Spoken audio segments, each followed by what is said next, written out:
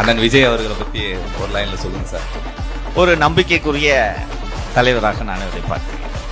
இவர் எது சந்திச்சிருக்கீங்களா? ஒரு முறை சந்தித்தேன். ஒரு 3 மணி நேரம் உரையாடி கொண்டேன். அரசியல் கட்சி அபிஷியலாக தொடங்குவதற்கு முன். என்ன மாதிரியான உரையாடல் இருந்தது?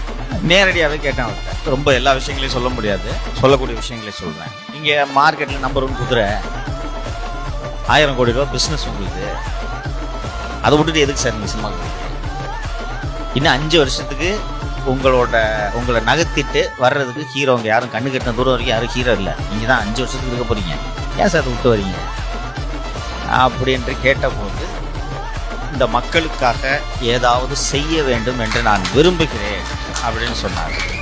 He was sincere. அதுக்கப்புறம் அதை எப்படி பண்றதுன்றது தொடர்பான விவாதங்கள் நடந்தன. அப்போ இவர் சின்சியரா இருக்காரு அப்படின்றது நான் புரிஞ்சேன்.